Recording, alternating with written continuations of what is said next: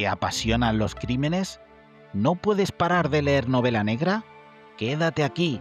Mi nombre es Anselmo Ramos, soy periodista, formador, lector empedernido y en unos meses se publica mi primera novela, segunda si se cuenta la que escribí con 11 años sobre islas y tesoros.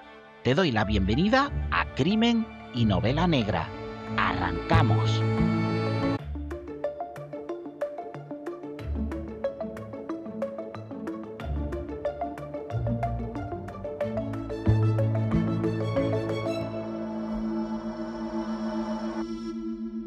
En el episodio de hoy retratamos el crimen con mayor ensañamiento de la historia, al menos por el número de puñaladas que recibió la víctima, 480. No encontramos registro de una atrocidad repetitiva similar en todo el planeta. Y ocurrió muy cerca. Hoy nos trasladamos a un escenario que podría ser el de cualquiera de nosotros. Un barrio humilde, una calle con nombre de flor, la calle Bugambilla, número 33, en La Algaba, Sevilla. Un lugar donde la sociabilidad es alta, donde los vecinos se conocen y se ven desde los balcones, pero donde el horror decidió alquilar una habitación.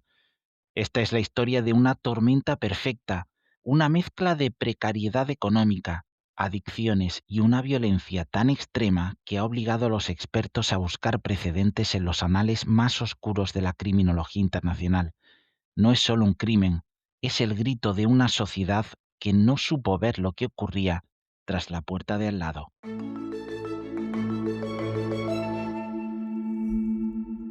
La Algaba es un municipio español de la provincia de Sevilla, Andalucía. Pertenece a la comarca de la Vega del río Guadalquivir, extendiéndose sobre su margen derecho. Se encuentra situada a una distancia de solo 7 kilómetros de la capital provincial, Sevilla. Según el Instituto Nacional de Estadística, viven allí 16.803 habitantes. Una de ellas era Ana Isabel, una mujer de 44 años que representaba la realidad de la clase trabajadora. Era madre de 2 hijos, un niño y una niña, menores ambos. Se había separado y desde entonces Ana Isabel gestionaba sola su vivienda.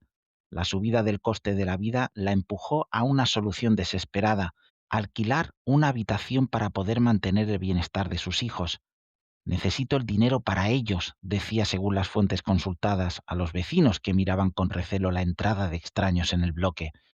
No sabía que estaba abriendo la puerta a su propio final. ¿Quién era el hombre que dormía en la habitación de arriba?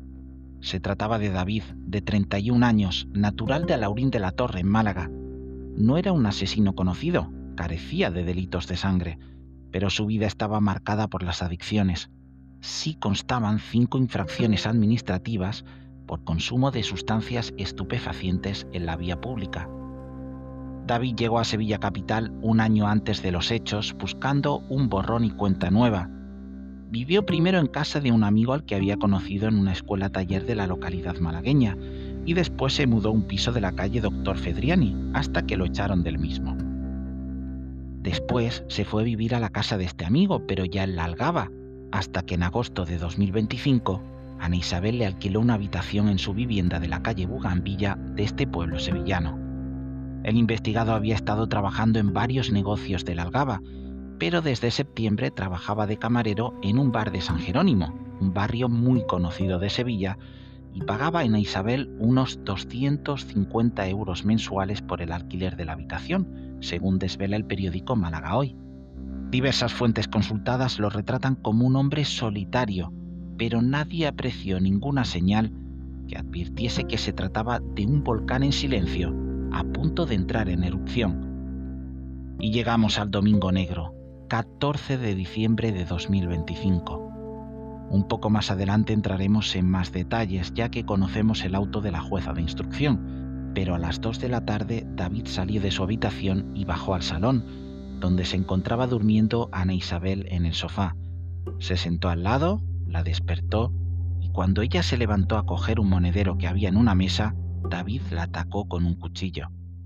Ana Isabel intentó escapar. Corrió por su vida mientras era apuñalada una y otra vez. Le asestó 480 cuchilladas. El hallazgo fue traumático. Fue su hijo menor quien descubrió el cadáver en tan macabra escena y avisó a su padre. Emergencias 112 confirma que recibió la llamada del progenitor a las 5 menos 10 y la Guardia Civil acudió para encontrarse con el crimen más salvaje de las vidas profesionales de sus agentes. Entramos ahora en la parte más difícil de este relato. La cifra 480 puñaladas es un número que escapa a toda lógica humana. El Instituto de Medicina Legal de Sevilla realizó una autopsia que duró horas y que arroja las siguientes claves. El trance repetitivo. El agresor no solo mató, entró en un estado de frenesí. Causa de la muerte. Un shock hipovolémico masivo. Según el Manual Clínico del Hospital Virgen del Rocío de Sevilla, el shock hipovolémico es un síndrome agudo que se caracteriza por una insuficiencia circulatoria generalizada con perfusión tisular insuficiente para satisfacer las demandas de los órganos y tejidos vitales como consecuencia de un volumen circulante inadecuado. La crueldad del dato. Se estima que Ana Isabel pudo fallecer alrededor de la puñalada número 100, aunque es imposible determinarlo con exactitud. Si fuera así, las 380 restantes se realizaron post-mortem o durante sus últimos estertores. Esfuerzo físico. Un ataque así requiere un gasto de energía extenuante, que solo se explica bajo una alteración química severa del cerebro provocada por la cocaína.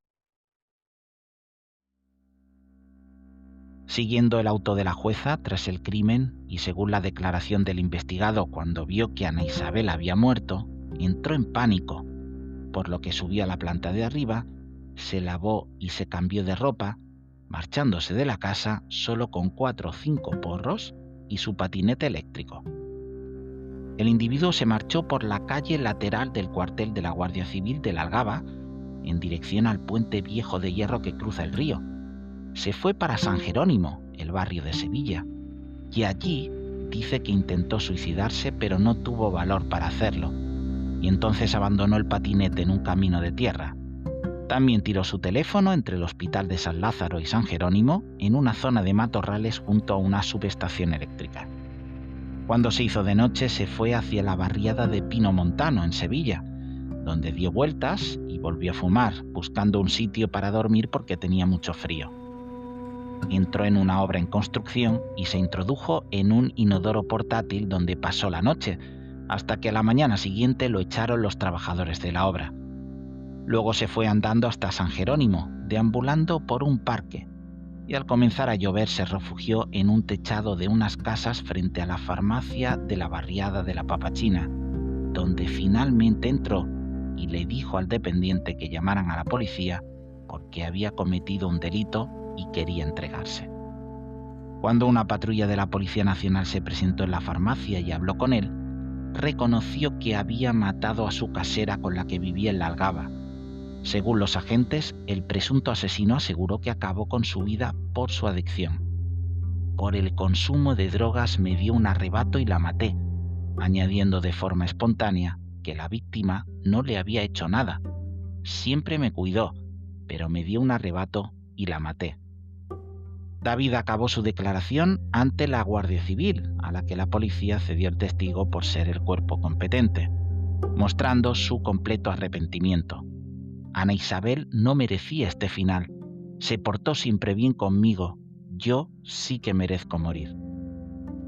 Hay un testimonio, de entre los recopilados por la Guardia Civil, de una amiga del presunto asesino, que relató a los investigadores que hacía 5 o 6 meses David quedó con ella para verse, y entonces le contó que estaba mal, añadiendo que su padre pensaba que había venido a Sevilla para buscar trabajo, pero en realidad estaba huyendo de una banda a la que había pertenecido que se dedicaba a torturar y a matar gente, y que tras abandonar esa organización, los miembros se revolvieron hacia él y tuvo que irse de Málaga, ayudado precisamente por la pareja de Ana Isabel, la víctima.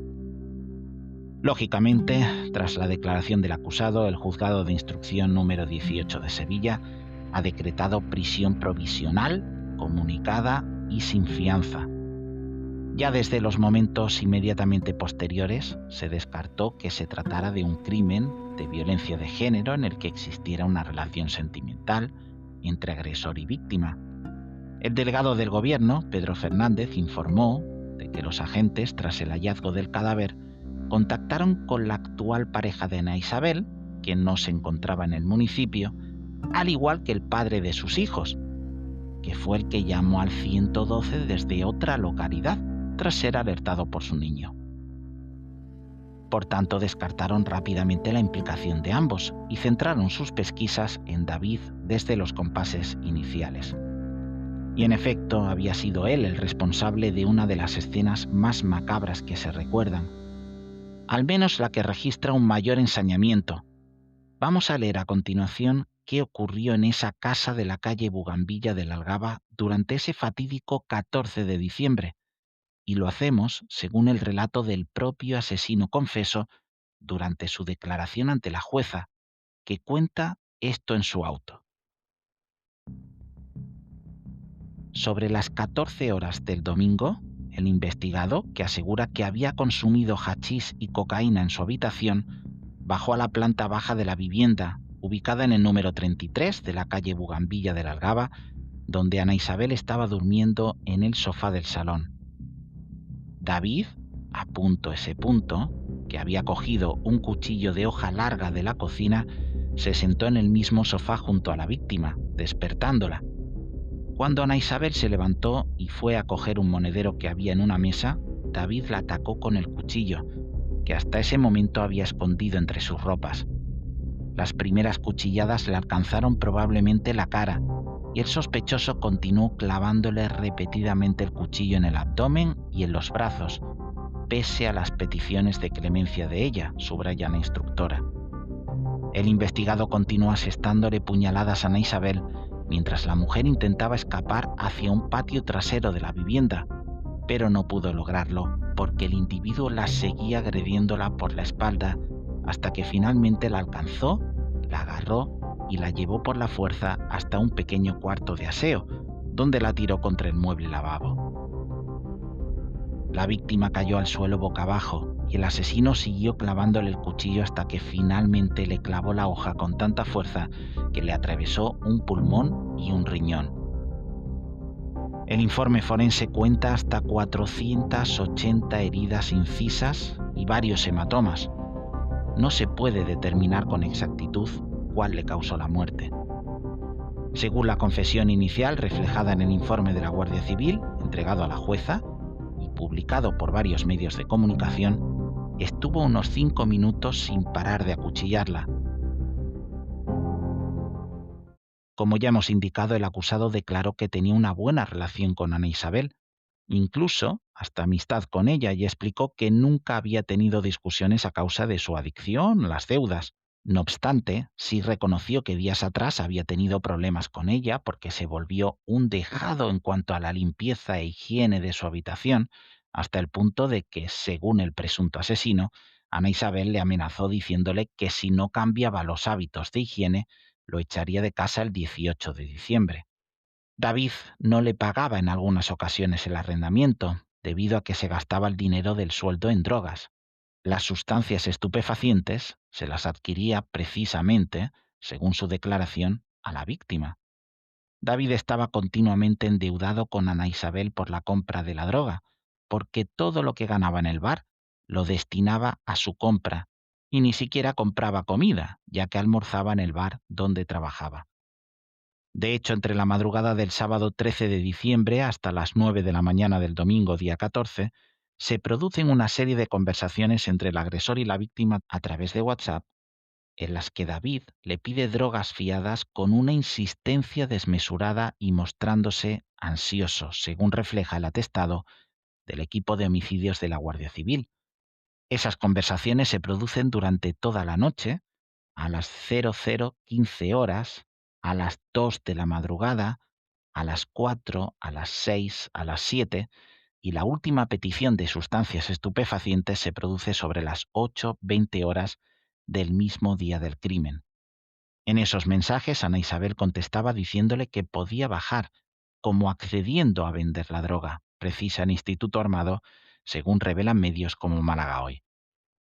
En su declaración policial, David aseguró que era consumidor de hachís desde los 15 años y de cocaína desde los 18, y que consumía constantemente hasta el punto de que si no consumía más es porque no tenía más dinero. Debido a su adicción, según su testimonio, ha tenido en los últimos tiempos problemas mentales, de ansiedad, insomnio y también ideas suicidas espontáneas. David afirma que la noche previa al crimen no durmió, que se fumó 5 o 6 porros y consumió mucha cocaína, aunque no recuerda qué cantidad, pero indica que consumió hasta la 1 de la tarde de ese domingo. Una hora antes, a las 12, se fue para el bar donde trabaja, pero no llegó a entrar y se volvió a la vivienda de la calle Bugambilla de la Algaba.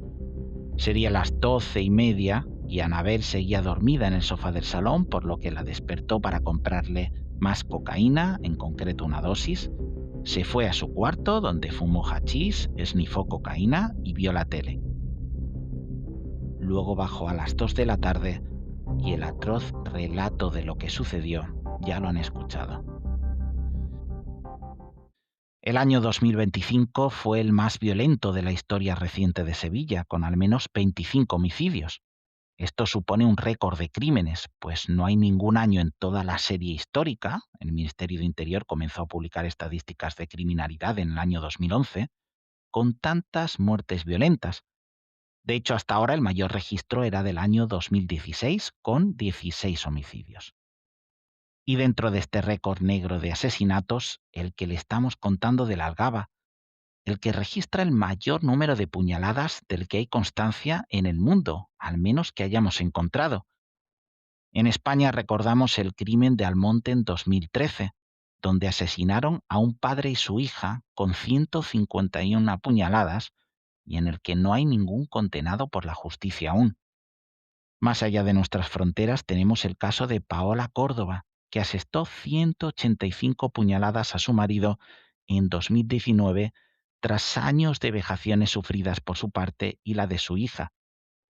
De hecho, Córdoba está en libertad y la Cámara de Apelaciones argentina no solo argumentó que fue en defensa propia, sino que criticó a la justicia y a los organismos del Estado.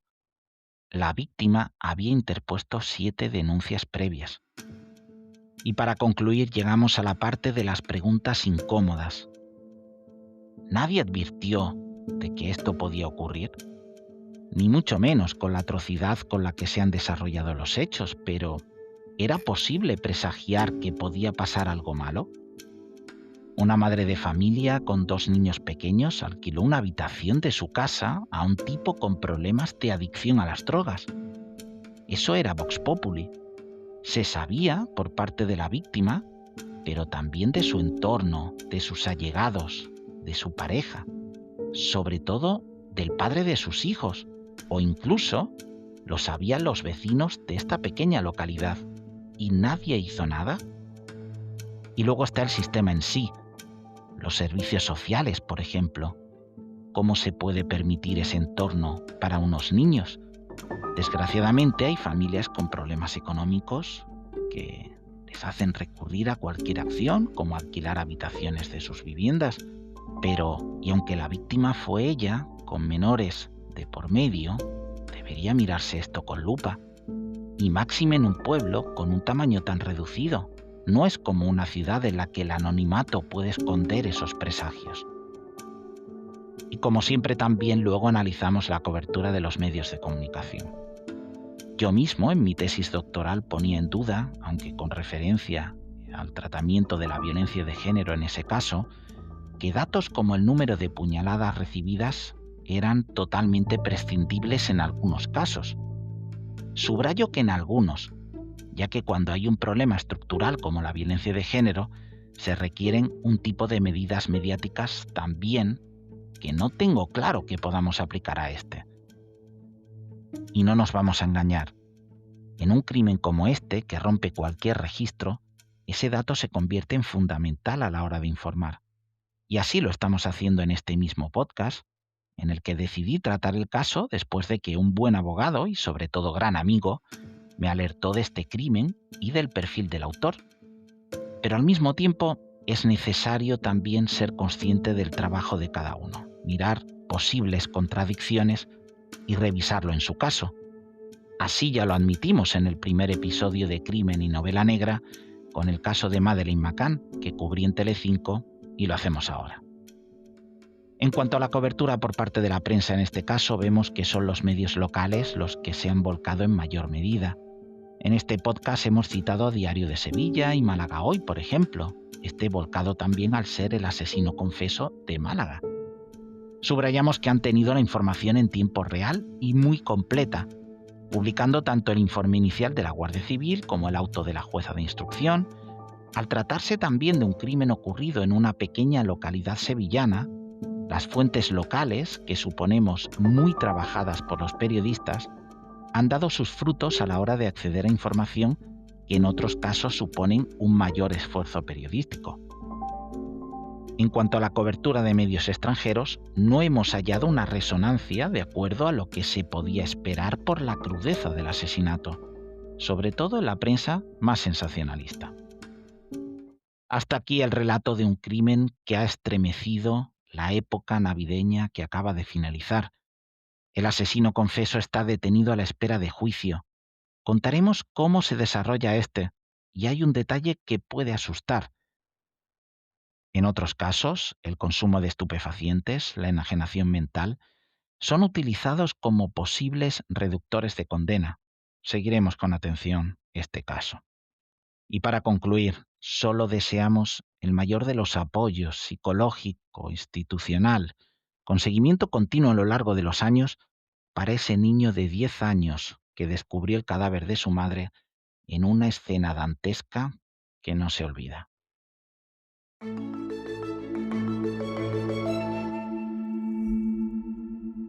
Y de la realidad a la ficción. Es difícil sacudirse una sensación tan negativa tras el crimen que acabamos de relatar, pero vamos a tratar de hacerlo. Cambiamos de registro en este bloque literario, en el que hoy no hablaremos de una novela negra, al menos en el sentido estricto de la palabra, ya que sí podríamos vincularla con un mundo como el de hoy, que algunos líderes internacionales están configurando como una verdadera novela negra.